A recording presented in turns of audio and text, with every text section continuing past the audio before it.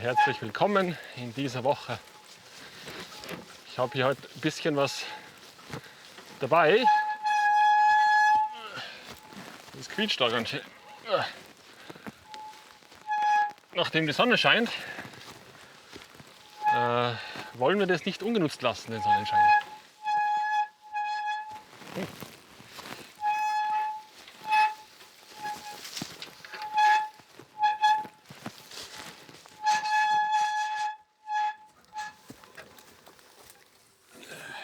So, da wären wir wieder.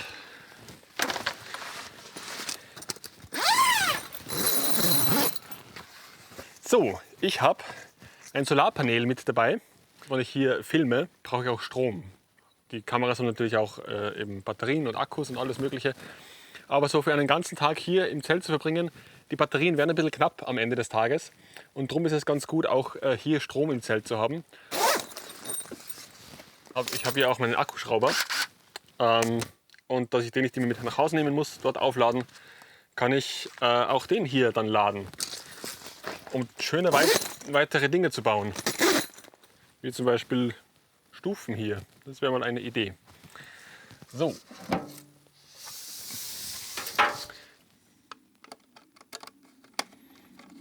Ich finde auch grundsätzlich die Idee von Autarkheit oder Autarkie, wie nennt man es, sehr, sehr angenehm oder sehr interessant. Einfach, was hat man alles in seinem täglichen Leben, wo man nicht überlegt, wo es herkommt. Und ich finde, Strom ist eines von diesen Dingen. Zu Hause, das ist einfach da, großteils zumindest bei uns in Europa zumindest. Aber ich finde es schön, wenn man weiß, wo das herkommt, was man zum täglichen Leben braucht.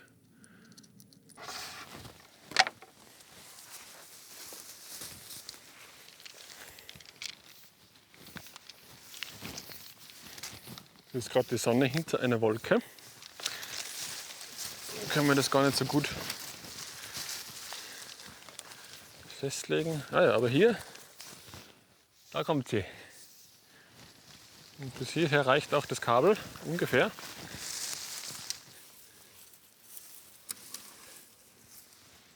So.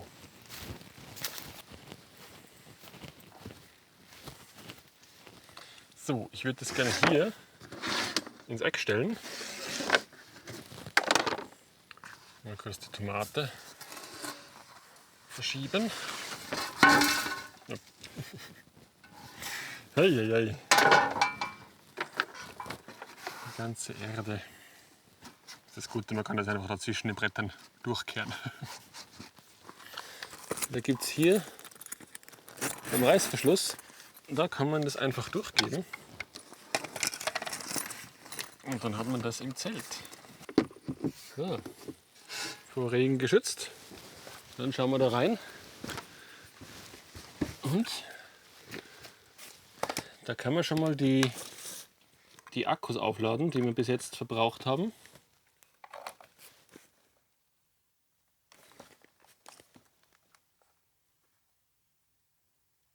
Ja, sie laden. Und auch vom Tonaufnahmegerät, da ist der Batteriestand schon sehr, sehr niedrig, ein Strich. Sehr schön.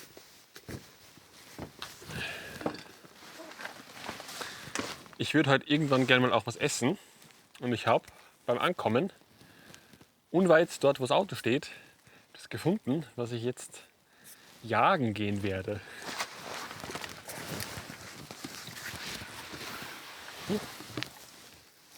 Wo kommt dieser Farn her? Wir werden es wohl nie erfahren.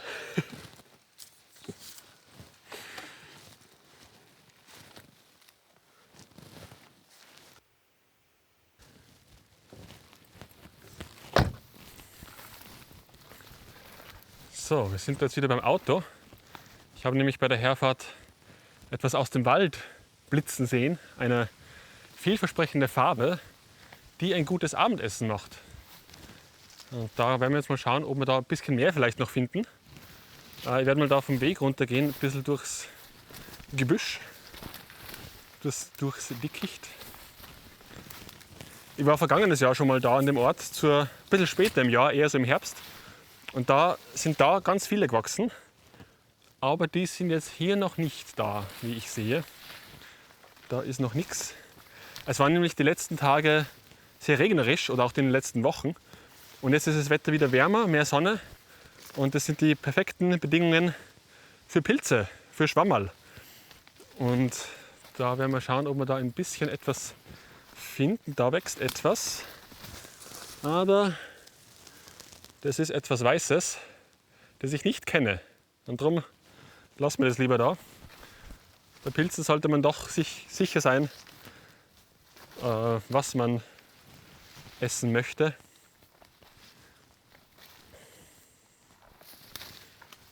So. Ist auch immer so gemein, gerade wenn man das sucht, was ich suche, die gelben, und man findet dann irgendwie ein gelbes Blatt herumliegen. Dann hat man schon Hoffnung, oh, da ist etwas.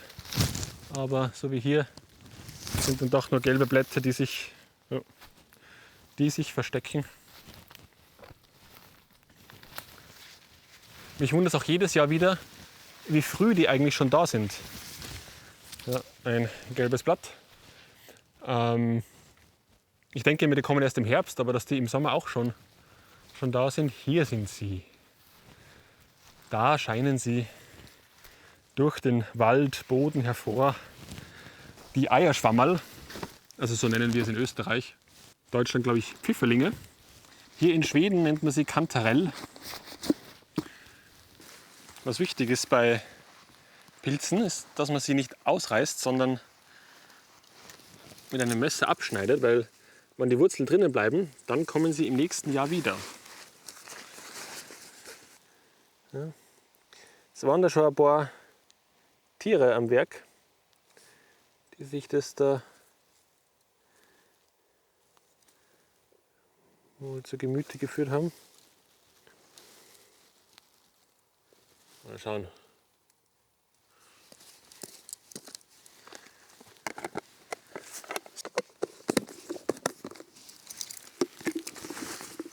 Das wäre zumindest mal ein Anfang. Vielleicht finde ich noch mehr hier im Walde.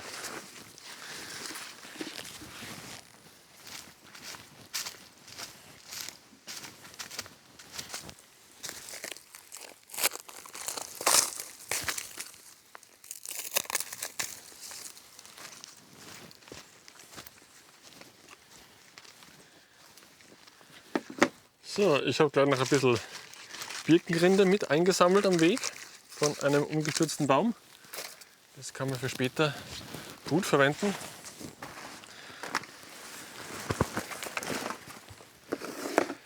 Zum Pilze reinigen habe ich auch schon vieles Unterschiedliches gehört und gelesen.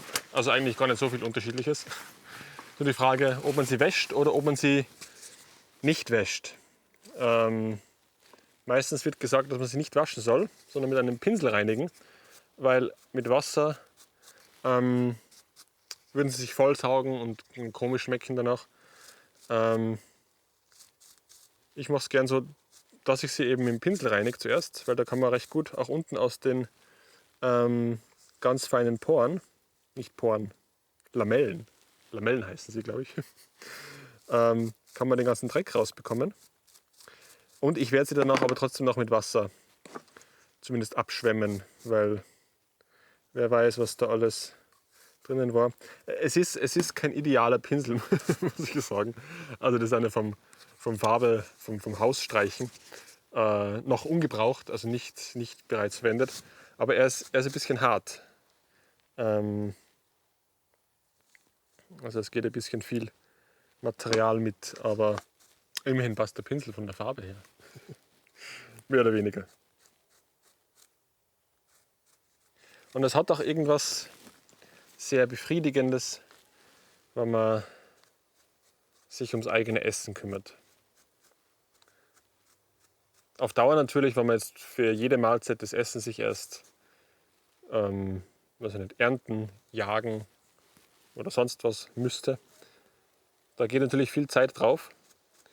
Aber so ab und zu mal eine Mahlzeit zu essen, die komplett selbst wie sagt man, nicht erfunden, die ganz selbst erarbeitet ist, also von Grund auf, wenn man wirklich das Gemüse im Garten hat. Schwierig wird es bei Salz, aber es ist trotzdem, finde ich, ganz gut, sich immer zu überlegen, wo kommt was her und so zumindest ein bisschen sich mal die Hände dreckig zu machen oder gelb. Der Geruch von etwas Frischem aus dem Wald, es hat einfach was anderes. So, das wäre mal das hier.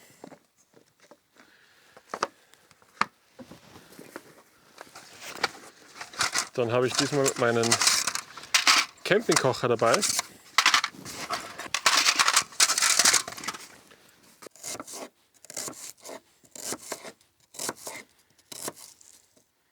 Vielleicht ist es ein bisschen zu viel, eine ganze Zwiebel reinzuschneiden. Solange noch ein bisschen Pilze bei den Zwiebeln dabei sind, ist es in Ordnung. So, ich habe natürlich auch irgendwas vergessen, um in der Pfanne zu wenden und auch Besteck zum Essen. Aber man kann sich behelfen mit folgendem.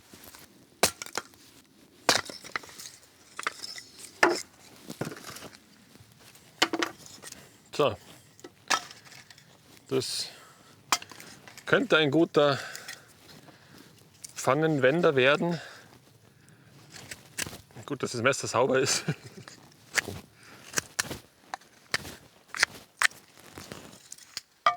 Ja, gut genug für unsere Zwecke reicht es auf jeden Fall.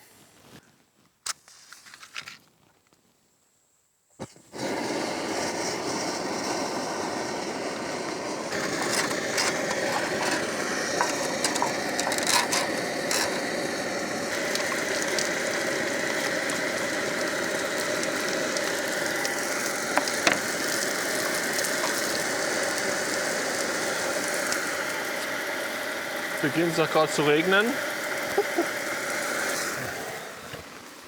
Kurz die Kamera da unter die Regenjacke geben.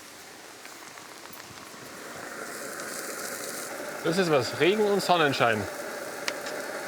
Es müsste jetzt eigentlich genau da hier ein Regenbogen sein. Also wenn man von weiter weg her schaut.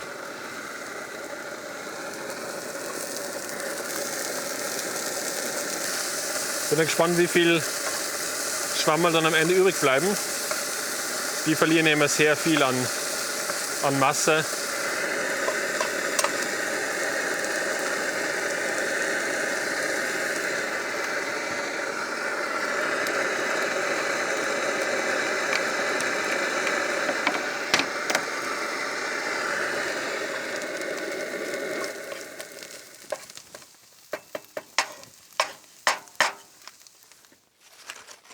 So, nachdem ich auch kein Besteck dabei habe, werde ich das Brot einfach als Besteck nehmen.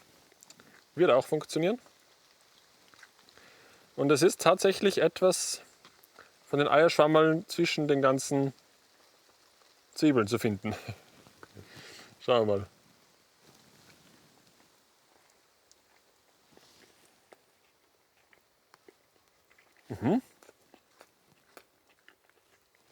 Fein. Etwas Warmes.